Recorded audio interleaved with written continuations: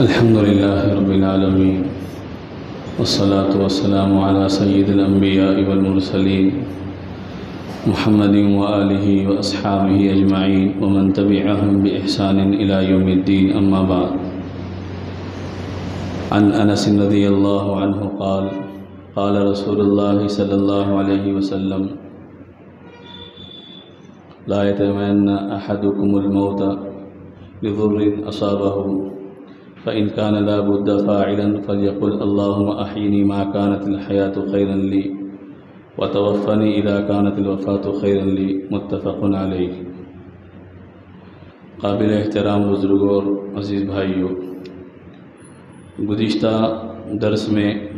صبر سے متعلق چند حدیثیں ذکر کی گئی تھی، اور یہ بھی ذکر کیا گیا تھا کہ صبر سے متعلق بہت سی روایتیں اور بہت سی حدیثیں ہیں جس کو یہاں پر امام نووی رحمۃ اللہ علیہ نے نقل کیا ہے، تو ان میں سے کچھ حدیثیں اس موقع پر انشاءاللہ ذکر کی جائیں گی، اور اس طرح صبر کا جو باب امام نووی رحمۃ اللہ علیہ نے باندھا ہے وہ باب مکمل ہو جائے گا، آگے پھر دوسرا باب رہے گا۔ نبی کریم صلی اللہ علیہ وسلم کی جو حدیثیں اس موقع پر ہمارے سامنے آنے والی ہے، بڑی انتہائی قیمتی حدیثیں ہیں اور قیمتی ارشادات ہے کہ جس میں آپ صلی اللہ علیہ وسلم نے ہمیں ایسے اعمال کی طرف رہنمائی فرمائی کہ جس کے نتیجے میں انسان کے اخلاق بھی اچھے ہوتے ہیں، دنیا بھی اچھی ہوتی ہے اور آخرت بھی انسان کی سنورتی ہے۔ صبر کا چونکہ باب ہے تو اس میں یہاں پر ایک روایت ہے حضرت انس رضی اللہ تعالیٰ عنہ سے، جس میں یہ کہا گیا ہے کہ انسان موت کی تمنا نہ کرے، مصیبتوں کے پہنچنے کی وجہ سے، تکلیفوں کے آنے کی وجہ سے، حالات کے خراب ہو جانے کی وجہ سے، چاہے جسمانی ہو، ظاہری ہو یا باطنی ہو، خارجی ہو یا اندرونی ہو، کوئی بھی حالات انسان کے لیے ناموافق آ جائے تو انسان کے لیے تعلیم یہ ہے کہ وہ موت کی تمنا نہ کرے۔ جیسے عام طور پہ ہمارے پاس ایسا سننے کو ملتا ہے کہ آدمی بیماری میں یا مصیبتوں میں مبتلا ہو کر یہ کہتا ہے کہ مر جانا اچھا تھا، یہ جینے سے تو بہتر زندگی نہ ہوتی، موت ہوتی، تو یہ انسان کے زبان سے الفاظ نکلتے ہیں۔ تو اس میں اللہ کے نبی صلی اللہ علیہ وسلم نے تعلیم دی کہ تم میں سے کوئی موت کی تمنا نہ کرے اس مصیبت کی وجہ سے جو تم کو پہنچی ہے، اس لیے کہ دنیا ہے، یہاں پر انسان کے لیے ہمیشہ ایک جیسے حالات نہیں ہیں، حالات اچھے بھی ہوتے ہیں، خراب بھی ہوتے ہیں، انسان کے لیے صحت بھی ہے، انسان کے لیے بیماری بھی ہے، انسان کے لیے خوشحالی بھی ہے، انسان کے لیے پریشانی بھی ہے، اور حالات کا جاننے والا ہم سے زیادہ اللہ تعالیٰ ہے کہ ہمارے حالات آگے کیسے رہیں گے، ہماری زندگی بہتر رہے گی یا نہیں بہتر رہے گی، ہمارے پاس آنے والی مصیبتیں ہمیشہ باقی رہے گی یا ختم ہو جائے گی، اس کا حقیقی علم ہم لوگوں کو نہیں ہے، ہمارے پیدا کرنے والے رب کو ہے کہ ہمارے حالات آگے چل کے ختم ہو جائیں گے۔ تو اس لیے انسان جلد بازی کر کے اس بات کی تمنا نہ کرے کہ میں مر جاؤں، اس لیے کہ اگر مرنے کے بعد اگر آدمی انہی حالات میں اللہ کی نافرمانی کرتے ہوئے مر گیا تو کیا کسی کے پاس اس بات کی ضمانت ہے، گارنٹی ہے کہ اس کی آخرت اچھی ہوگی؟ یہ جو مشہور شعر ہے کہ اب تو گھبرا کے کہتے ہیں کہ مر جائیں گے، مر کے بھی نہ چین پایا تو کدھر جائیں گے۔ تو انسان کی زندگی اللہ جیسی رکھے، اس میں انسان اللہ سے عافیت مانگنے والا بنے۔ ہاں، اللہ کے نبی نے ایک دعا سکھائی ہے، آدمی مصیبت میں مبتلا ہو، تکلیف میں، پریشانی میں مبتلا ہو اور وہ زندگی سے تنگ آ جائے اور اس کو زندگی بار بوجھ محسوس ہونے لگے تو نبی کریم صلی اللہ علیہ وسلم نے بڑی پیاری دعا سکھائی، اور اللہ کے نبی نے فرمایا کہ ایسے موقع پر کہ پریشانی، غم، مصیبتوں میں انسان یہ کہے اللہم احینی ما کانت الحیات خیرا لی، کہ اے اللہ جب تک میری زندگی بہتر ہے، خیر ہے، اس وقت تک مجھے زندہ رکھیے، وتوفنی اذا کانت الوفاۃ خیرا لی، اور جب میری زندگی میں بہتری نہیں ہے، وفات میں، مرنے میں بہتری ہے تو آپ مجھے موت دے دیجئے۔ یہ نبی کریم صلی اللہ علیہ وسلم نے سکھائی، گویا کہ اس میں بھی انسان اپنے آپ پہ نہیں اللہ کے حوالے کرتا ہے کہ اللہ آپ میرے بہتر کو جاننے والے ہیں، جب تک میرے حق میں زندگی بہتر ہے آپ مجھے زندہ کے رکھیے، اور جب زندگی بہتر نہیں ہے، موت بہتر ہے، تو اس وقت آپ مجھے وفات دے دیجئے، چونکہ آپ میرے ماضی سے بھی واقف تھے، حال سے بھی واقف ہے، آنے والی زندگی سے بھی واقف رہیں گے۔ باقی یہ کہ اگر کوئی شہادت کی تمنا کرے اللہ کے راستے میں تو اس کی اجازت ہے، جیسے حضرت عمر رضی اللہ عنہ کے بارے میں مشہور ہے کہ حضرت عمر رضی اللہ عنہ یہ دعا کرتے تھے کہ اے اللہ مجھے تیرے راستے میں شہادت عطا فرما اور تیرے نبی کی سرزمین نصیب فرما۔ اللہ تبارک و تعالیٰ نے ان کی وہ دعا قبول فرمائی۔ تو خلاصہ اس حدیث کا یہ ہے کہ انسان دنیا کی مصیبتوں کی وجہ سے، دنیا کی بیماریوں کی وجہ سے، دنیا کے ناموافق حالات کی وجہ سے گھبرا کر موت کی تمنا نہ کرے، اس وجہ سے کہ اللہ ہمارے حق میں بہتر جو ہے وہ فیصلہ فرمائیں گا، اس لیے اللہ کے حوالے کر دے کہ اللہ زندگی کو بہتر رکھ جب تک بہتر ہے، اگر زندگی بہتر نہیں ہے تو وفات بہتر ہے، تو آپ مجھے وفات عطا کر دیجئے۔ تو یہ حدیث نبی کریم صلی اللہ علیہ وسلم نے بیان فرمائی۔ تو اس میں بھی چونکہ صبر کرنا پڑتا ہے، حالات ناموافق آ جائے تو جمنا پڑتا ہے، اسی لیے نبی کریم صلی اللہ علیہ وسلم سے یہ حدیث منقول ہے۔ اس کے علاوہ نبی کریم صلی اللہ علیہ وسلم نے یہ دعا بھی سکھائی، یہ طریقہ بھی بتایا کہ یہ تو ہمارے اوپر معمولی دنیا کے تھوڑے حالات ہیں، جیسے انسان دین پہ عمل کرنا شروع کر دے تو بعض اوقات دین پہ عمل کرنے کے نتیجے میں وقتی مشکلات دکھتی ہے۔ ایک آدمی شریعت پر چل رہا، سنت کے موافق زندگی گزار رہا، تو اس کو ایسا محسوس ہو رہا کہ کاروبار نہیں چل رہا، نوکری نہیں مل رہی، لوگ یہ کہہ رہے کہ تانا دے رہے کہ تم دین پہ چلو گے تو نوکری کہاں سے ملے گی، تم سنت پہ عمل کرو گے تو نوکری کہاں سے ملے گی، تو آدمی یہ سمجھے کہ اب میں دین چھوڑ دوں گا۔ تو اس طرح کا ایک واقعہ یہ ہوا تھا کہ ایک مرتبہ نبی کریم صلی اللہ علیہ وسلم خانہ کعبہ میں اپنی چادر کا تکیہ بنا کر ٹیک لگائے ہوئے تھے۔ حضرت خباب ابن الارت رضی اللہ تعالیٰ عنہ، جنہوں نے کفار مشرکین کی بڑی سختیوں کو جھیلا، بڑی تکلیفوں کا سامنا کرنا پڑا، وہ ایک مرتبہ نبی کریم صلی اللہ علیہ وسلم کے پاس آئے اور آ کے عرض کرنے لگے کہ اللہ کے نبی، آپ جانتے ہیں ہمیں کتنا ستایا جا رہا، کتنا پریشان کیا جا رہا، آپ دعا کیجئے کہ اللہ ہماری مدد کرے ان کافروں کے مقابلے میں۔ تو نبی کریم صلی اللہ علیہ وسلم جو ٹیک لگائے ہوئے تھے، آپ فوری اپنا ٹیک چھوڑ کر سامنے ہٹے۔ اس کے بعد اس صحابی کو نصیحت کرتے فرمایا، کیا تم ان معمولی حالات کی وجہ سے بے چین و بے قرار ہو گئے ہو؟ تم کو گزشتہ قوموں کے حالات نہیں معلوم کہ ان پر اس دین پر عمل کرنے کے نتیجے میں کیسے حالات آئے، کیسے مشکلات کا سامنا کرنا پڑا۔ اس کے بعد نبی کریم صلی اللہ علیہ وسلم نے فرمایا کہ اس گزشتہ زمانوں میں ایک آدمی کو جو دین و شریعت پر عمل کرتا، اس کو پکڑ کر لایا جاتا، قیدی بنا لیا جاتا، پکڑ کر لایا جاتا، اس کے قد کے برابر گڑھا کھودا جاتا، گڑھے میں اس کو ڈال دیا جاتا، مٹی بھر دی جاتی، صرف سر کھلا چھوڑا جاتا، اس کے بعد ایک آرا لا کر درمیان سر سے آرے سے اس کو چیر دیا جاتا، لوہے کی قینچیوں سے، لوہے کی کنگھیوں سے اس کے جسم کو چیرا جاتا، جس سے کھال ہڈیوں سے نکل جاتی، لیکن اس کے باوجود بھی وہ ایمان کو نہیں چھوڑتے۔ تمہارے اوپر ایسے حالات نہیں آئے کہ جس کی وجہ سے تم یہ کہنے لگو کہ ہمارے اوپر حالات سخت آ گئے۔ آپ اندازہ کیجئے کہ آج معمولی حالات کی وجہ سے ہم کتنے پریشان ہو جاتے، لوگ نماز چھوڑ دیتے، داڑھی نکال دیتے، سنت پہ عمل کرنا چھوڑ دیتے، اور یہ سمجھتے کہ اگر میں ان حالات میں عمل کروں گا تو میں ٹارگٹ بن جاؤں گا، میں شریعت پر عمل کروں گا تو لوگ دیکھ کے سمجھیں گے کہ مسلمان ہے، ٹوپی نکال دو، کرتا پائجامہ نکال دو، تاکہ تمہاری شناخت نہ رہے، تم کو کوئی پہچاننے والا نہ رہے، لوگ باہر جائیں گے تو لوگ مسلمانوں کو نشانہ بنا رہے، نام پوچھ کر مار رہے، حلیہ دیکھ کر مار رہے، لباس دیکھ کر مار رہے۔ یہ تو دنیا کی معمولی مصیبتیں ہیں جو ایمان والوں پر آتی ہے امتحان کے لیے۔ اس سے زیادہ مصیبتوں کو اس امت سے پہلے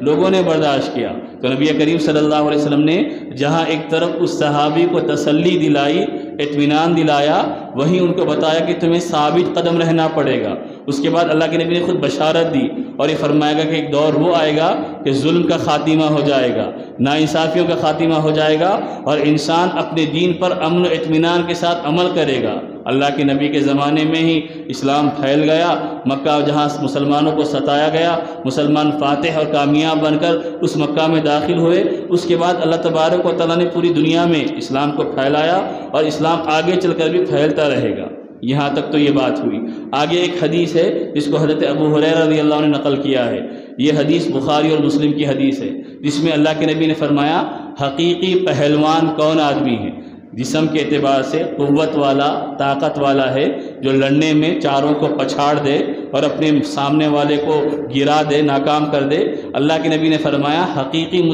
طاقتور وہ نہیں ہے، حقیقی طاقتور وہ ہے جس کو غصہ آ جائے اور اس وقت وہ اپنے آپ کو قابو میں کر لے، یہ حقیقی طاقتور ہے۔ اس سے اس کے اندرون کے بنے ہوئے ہونے کی اور بہتر ہونے کی نمائندگی ہوتی ہے کہ اس کا اندرون اچھا ہے۔ یہ گویا کہ اللہ کے نبی صلی اللہ علیہ وسلم نے بتایا کہ تم اس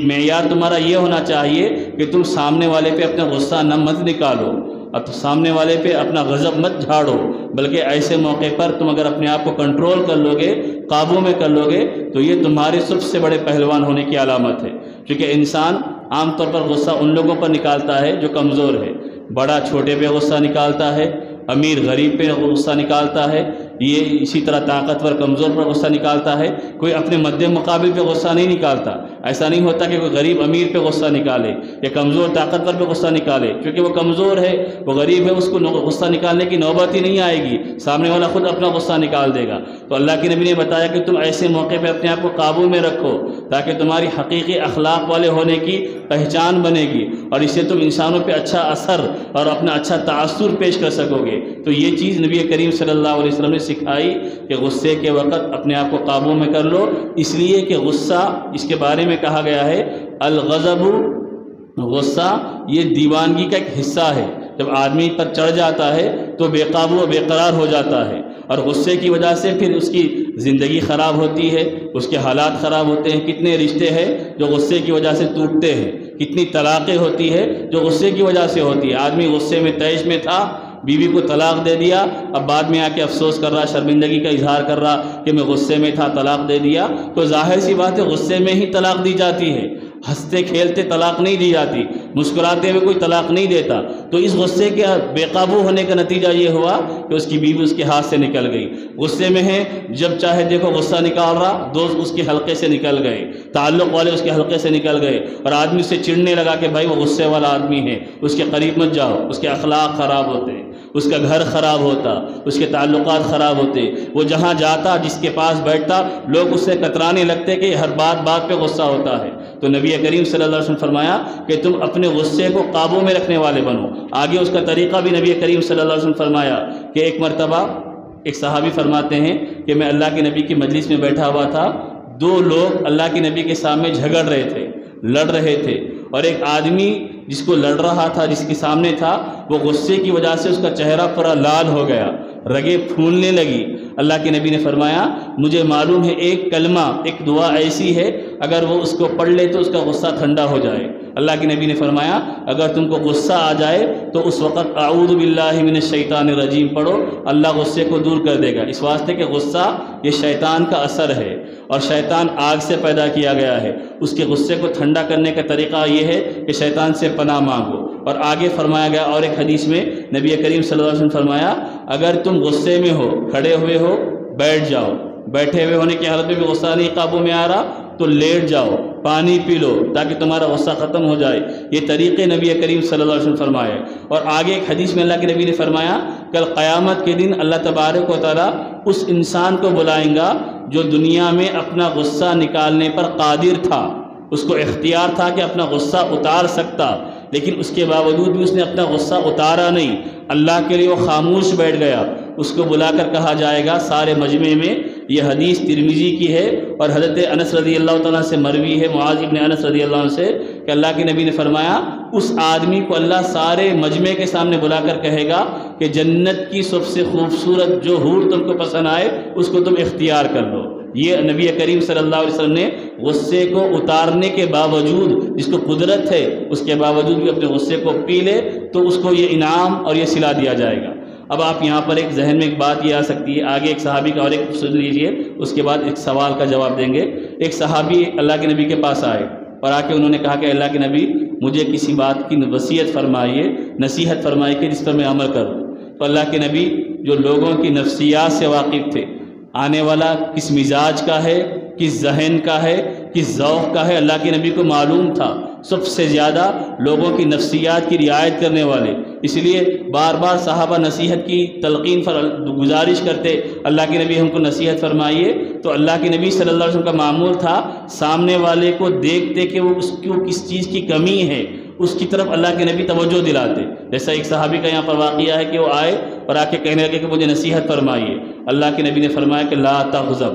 غصہ مت ہو۔ انہوں نے پھر کہا کہ نصیحت فرمائیے۔ اللہ کے نبی نے فرمایا کہ لا تغضب، بار بار وہ نصیحت کی گزارش کر رہے، اللہ کے نبی جواب دے رہے کہ غصہ مت ہو۔ اس وجہ سے کہ اللہ کے نبی کو معلوم تھا کہ ان کے مزاج میں غصہ زیادہ ہے، اور غصے کو کنٹرول کرنے کے لیے نبی کریم صلی اللہ علیہ وسلم کی یہ نصیحت کہ تم اگر اس کو کنٹرول کر لو گے تو تمہارے سارے معاملات درست ہو جائیں گے۔ تو اب یہ جو صبر کا باب ہے، کیونکہ ہم نے شروع میں کہا کہ صبر کا باب ہے، اس کے اندر غصے کی نصیحتیں یا غصے کی حدیثیں کیوں نقل کی امام نووی نے؟ تو اس وجہ سے نقل کی کہ غصہ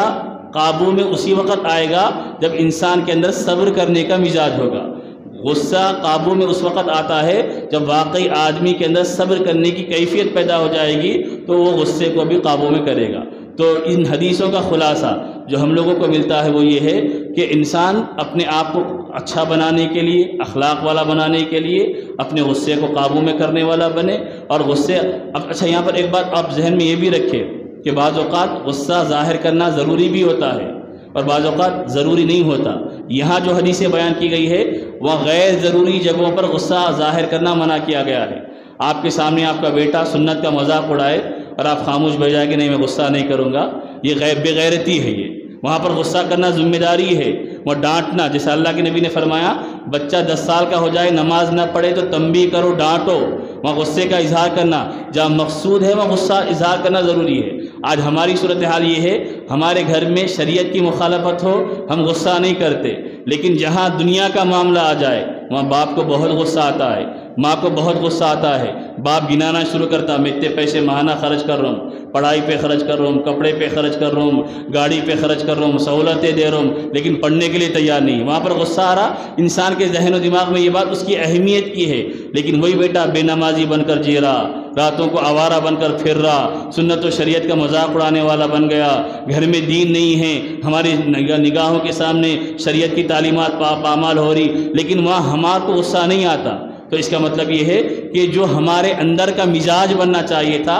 وہ مزاج نہیں بنا۔ شریعت یہ کہتی ہے کہ جہاں ضرورت پڑے ڈانٹنے کی وہاں ڈانٹو۔ بچہ لاپرواہی کر رہا، دنیا کے معاملے میں بھی لاپرواہی کر رہا یا دین کے معاملے میں بھی لاپرواہی کر رہا، جہاں ضرورت ہے وہاں پر ڈانٹ کر ان کو درست کرنا ہے وہاں درست کرو۔ ایک حدیث میں اللہ کے نبی نے فرمایا کہ اپنے بچوں سے لاٹھی کو ہٹا کر مت رکھو، ہمیشہ ان کو یہ احساس بھی دلاؤ کہ تمہاری غلطی پر گرفت ہوگی، تمہاری غلطی پر پکڑ ہوگی۔ تو یہاں جو حدیثیں بیان کی گئی ہے غصہ مت کرو، یہ ایسی جگہ ہے جہاں آدمی بے وجہ غصہ ہو رہا، بے ضرورت غصہ ہو رہا، یا پھر اپنی ذاتی مفادات کے واسطے غصہ ہو رہا، تو ایسے موقع پر قابو پانے کی تعلیم دی گئی۔ لیکن جہاں پر اظہار کرنا ضرورت پڑ جاتی ہے وہاں پر اظہار کرے، جہاں پر شریعت کا معاملہ آ جائے، جہاں اپنی غیرت کا معاملہ آ جائے، جہاں اپنی تہذیب کا معاملہ آ جائے، جہاں اپنے کردار کا معاملہ آ جائے، وہاں پر ہاتھ بن کر بیٹھے گا، سر جھکا کر بیٹھے گا، تو اس کا مطلب یہ ہے کہ وہ بے غیرت انسان ہے کہ جس کے اندر کا جو مادہ ہونا چاہیے وہ مادہ نہیں ہے۔ آخر میں ایک واقعہ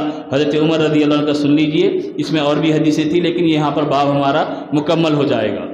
حضرت عمر رضی اللہ عنہ کا معاملہ کیسا تھا؟ ایک صحابی ہے، ان کا معاملہ یہ تھا کہ وہ حضرت عمر رضی اللہ عنہ کی مجلس میں اکثر رہا کرتے تھے۔ حضرت عمر رضی اللہ عنہ کی ان کا نام یہ تھا جو اکثر حضرت عمر رضی اللہ عنہ کی مجلس میں ہوتے، حر بن قیس رضی اللہ عنہ، جو قراء میں شمار کیے جاتے، یعنی قرآن و سنت کا جن کو علم تھا۔ ان کے ایک چچا تھے عیینہ ابن حصن نام کے، وہ ایک مرتبہ اپنے بھتیجے کے پاس آئے اور آ کر کہنے لگے کہ تمہارا حضرت عمر کے ساتھ خاص تعلق ہے، تم ان کی خصوصی کمیٹی جو تھی مشورہ جن سے لیتے تھے حضرت عمر رضی اللہ تعالیٰ اس کے ایک ممبر ہو، تمہاری قربت ہے، لہٰذا مجھے ان کی مجلس میں حاضر ہونے کا موقع دلاؤ۔ تو یہ صحابی آئے اور حضرت عمر سے کہا کہ میرے چچا ہے، آپ سے ملاقات کرنا چاہتے ہیں، آپ کی مجلس میں آنا چاہتے ہیں۔ نبی کریم صلی اللہ علیہ وسلم نے ان کو اجازت دے دی کہ ٹھیک ہے تم اپنے چچا، حضرت عمر رضی اللہ عنہ کو اجازت دی کہ ٹھیک ہے تم اپنے چچا کو لے کر آ جاؤ۔ حضرت عمر کی مجلس بیٹھی، وہ صحابی آئے جنہوں نے اجازت چاہی تھی، جب اجازت لی انہوں آگے مجلس میں، وہ دراصل حضرت عمر کی شکایت کرنے کے مقصد سے حضرت عمر کی مجلس میں حاضر ہوئے تھے۔ جب حضرت عمر کی مجلس میں بیٹھ گئے تو انہوں نے حضرت عمر سے کہا کہ عمر ابن خطاب، تمہاری 2 غلطیاں ہیں، تم ہمارے ساتھ انصاف کا معاملہ نہیں کر رہے اور ہم کو عطیہ نہیں دے رہے، تحفے نہیں دے رہے، جو مال غنیمت مسلمانوں کو مل رہا ہے اس میں ہم کو ہمارا حصہ نہیں مل رہا۔ تو حضرت عمر رضی اللہ تعالیٰ جو انصاف کرنے والے، لوگوں کی رعایت کرنے والے، جو اتنی رعایت کرتے کہ اگر ان کی بیوی مشک تولنا چاہتی تو اپنے بیوی کو مشک تولنے نہیں دیتے کہ تمہارے مشک تولنے کے نتیجے میں خوشبو تم کو لگ جائے گی، یہ عمر کو گوارا نہیں ہے، اور دوسروں کو زیادہ دیتے اپنے گھر والوں کو کم دیتے۔ انصاف کرنے کا معاملہ یہ تھا۔ وہ عمر کے سامنے جب انہوں نے کہا تو حضرت عمر کو غصہ آیا۔ جیسے غصہ آیا تو یہ جن کے بھتیجے تھے، وہ بھتیجے نے حر ابن قیس نے دیکھ لیا کہ حضرت عمر غصہ ہو رہے، اور حضرت عمر کے بارے میں اللہ کے نبی نے فرمایا اشدہم فی امر اللہ عمر، کہ اللہ کے معاملے میں سخت سے زیادہ سخت حضرت عمر ہے، جو ذرا برابر بھی اللہ کے معاملے میں نرمی برتنے والے نہیں تھے۔ جیسے ہی حضرت عمر کو غصہ آنے لگا تو یہ صحابی نے دیکھا، فوری قرآن کریم کی آیت تلاوت کی اور فرمایا کہ حضرت عمر آپ جانتے ہیں کہ قرآن میں ہم کو یہ حکم دیا گیا، قرآن کریم نے ہم کو حکم دیا گیا ہے خذ العفو وأمر بالمعروف وأعرض عن الجاہلین، کہ قرآن میں ہم کو حکم دیا گیا کہ معاف کرو، درگزر کیا کرو، جاہلوں سے الجھو مت، ان کو چھوڑ دو، یہ ہم کو حکم دیا گیا۔ چنانچہ وہ کہتے ہیں کہ جیسے ہی میں نے حضرت عمر کے سامنے یہ آیت پڑھی خذ العفو، معاف کرو، وأمر بالمعروف، اچھائی کا حکم دو، وأعرض عن الجاہلین، اور جاہلوں کے ساتھ الجھو مت، ان سے اعراض کرو، ان سے دور ہو جاؤ، حضرت عمر کا غصہ فوری ٹھنڈا ہو گیا، وہ خاموش بیٹھ گئے۔ اور اس کے بعد آخر میں روایت میں الفاظ ہے کہ حضرت وکان وقافا عند کتاب اللہ تعالی، بخاری کی روایت ہے، حضرت ابن عباس رضی اللہ عنہ نے نقل فرمایا کہ حضرت عمر کا معمول تھا کہ جب کبھی ان کے سامنے قرآن یا حدیث کی کوئی بات پیش کر دی جاتی تو ان کا غصہ فوری ٹھنڈا ہو جاتا۔ ایسے کئی واقعات ہیں کہ حضرت عمر کے بارے میں کسی نے حضرت عمر کی شکایت لے کر آئی اور کہا، فوری آیت پڑھی، ان کا غصہ ٹھنڈا ہو گیا۔ سورہ مجادلہ 28 پارے کا جو پہلی صورت ہے، ایک عورت شکایت لے کر آئی، ان کا غصہ ٹھنڈا ہو گیا۔ تو حضرت عمر کا معمول یہ تھا کہ جب قرآن و سنت کی تعلیم پیش کی جاتی، چاہے جتنے بھی غصے میں ہو، ان کا غصہ ٹھنڈا ہو جاتا۔ اس حدیث میں 3 باتیں محدثین نے نقل کی ہے۔ پہلی بات یہ ہے کہ انسان جس کو اللہ ایک عہدہ دے، منصب دے، وہ اپنے ارد گرد پڑھے لکھے لوگوں کو رکھے، جن کے دل میں اللہ کا ڈر، اللہ کا خوف ہو۔ ایسے لوگوں کو رکھیں گے، وہ صحیح رہنمائی کرتے رہیں گے، صحیح رہبری کرتے رہیں گے۔ جیسے حضرت عمر کی مجلس میں قرآن و سنت کے ماہرین کو رکھا جاتا، اور اس کے اندر الفاظ ہے کہ اس میں عمر کا کوئی فرق نہیں تھا، چھوٹی عمر والوں کو بھی رکھا جاتا، بڑی عمر والوں کو بھی رکھا جاتا، کم عمر بچے بھی رہتے، بڑی عمر کے لوگ بھی رہتے، جن کا علم ہوتا، حضرت عمر ایسے لوگوں کو چاہتے۔ دوسری بات، وہ لوگ جب رہنمائی کرتے تو پھر انسان قبول بھی کرنا چاہیے۔ بڑا ہوں میں قبول نہیں کروں گا، میری انا میں فرق آ جائے گا، میرے بڑے پن میں فرق آ جائے گا تو پھر نقصان ہوگا۔ جیسے حضرت عمر کو انہوں نے فوری نصیحت کی، حضرت عمر خاموش بیٹھ گئے، ان کی گویا کی نصیحت کو قبول کر لیا۔ اور تیسری چیز یہ ہے کہ جب کبھی ہمارے سامنے کوئی یہ کہہ دے کہ بھائی یہ قرآن و سنت کی تعلیمات ہے، یہ صحابہ کا عمل ہے، تو آدمی کو اس کو قبول کر لینا چاہیے، حجت نہیں کرنی چاہیے، کٹ حجتی میں نہیں مبتلا ہونا چاہیے، بلکہ جب معاملہ کوئی آپ کو نصیحت کرتے ہوئے بتائے کہ تم یہ کام مت کرو اس لیے کہ اللہ کے نبی نے منع کیا ہے، تو آدمی فوری رک جائے کہ اللہ کے نبی نے کہہ دیا ہے، اللہ کے نبی نے منع کر دیا، لہذا اب میں نہیں کر سکتا ہوں۔ تو یہ حدیث نبی کریم صلی اللہ علیہ وسلم بیان فرمائی کہ انسان صبر کرنے والا بنے۔ صبر کرنے کی ایک صفت یہ ہے کہ غصے کو قابو میں کرے۔ غصے کو قابو میں کرنا اسی وقت ممکن ہے کہ صبر کرنے کا معاملہ انسان کے اندر آئے گا، وہ صفت پیدا کرے گا۔ اور شروع میں امام نووی نے نقل کیا ہے کہ جو صبر کرتا ہے بے پناہ اللہ اس کو اجر سے نوازتا ہے۔ یہاں تک کانٹا چبھے صبر کر لے، بخار آ جائے صبر کر لے، مصیبت پہنچ جائے صبر کر لے، کوئی ناگوار چیز پیش آ جائے اللہ کی رضا کے لیے خاموش بیٹھ جائے، اللہ اجر سے بھی نوازے گا، ثواب سے بھی نوازے گا، دنیا میں عزت بھی ملے گی، آخرت پہ کامیابی بھی ملے گی۔ یہ صفات ہے کہ جو انسان کو اچھا بناتی ہے، صبر کرنے والا ہونا، تحمل کرنے والا ہونا، برداشت کرنے والا ہونا، بات کو سننے والا ہونا، لوگوں کے مسائل کو حل کرنے والا ہونا۔ لوگوں کے مسائل کو صحیح انداز میں حل کرنے کی صفت اس وقت پیدا ہوگی جب چاروں کی بات کو سننے کا مزاج پیدا کرے، نہیں اپنی سنانا چاہ رہا، اپنی بیان کرنا چاہ رہا تو چیز قابو میں نہیں آئے گی۔ تو بہرحال اللہ کے نبی صلی اللہ علیہ وسلم کے ارشادات کا ایک سبق، ایک پیغام آج ہم کو یہ ہے کہ ہم اس صفت کو پیدا کریں کہ جس سے انسان کے اندر صبر کرنے کا مزاج بنتا ہے، اور آدمی یہ سوچے کہ اگر میں اللہ کے فیصلے پر راضی رہوں گا تو اللہ مجھے اس سے زیادہ نوازے گا۔ صبر کا خلاصہ یہی ہے کہ انسان اچھے حالات میں شکر کرے، برے حالات میں اللہ کے اوپر چھوڑ دے، اللہ بہتر کرنے والا ہے تو اللہ تبارک و تعالیٰ بہتر کرے گا۔ غصہ آ جائے تو یہ سوچے کہ اگر میں غصہ نکالوں گا کسی پر تو مجھ پر بھی کوئی غصہ نکالنے کا پورا اختیار رکھتا ہے۔ اگر میں انسانوں کی، اپنے ماتحتوں کی معمولی غلطی اور بے وجہ غلطی پر ڈانٹ ڈپٹ شروع کر دوں گا تو میں اللہ کے کتنے احکامات کو توڑ رہا ہوں۔ اگر وہ اپنا غضب نکالنا شروع کر دے، اپنا غصہ دکھانا شروع کر دے تو دنیا میں کوئی انسان جی نہیں سکتا، کوئی انسان رہ نہیں سکتا۔ دعا فرمائے کہ اللہ تبارک و تعالیٰ ہم کو صحیح علم، صحیح عمل کی توفیق عطا فرمائے، نبی پاک صلی اللہ علیہ وسلم کے ان قیمتی ارشادات کو زندگی میں لانے والا بنائے۔ سبحان اللہ وبحمدہ، سبحانک اللہم وبحمدک، ونشہد ان لا الہ الا انت ونستغفرک ونتوب الیک۔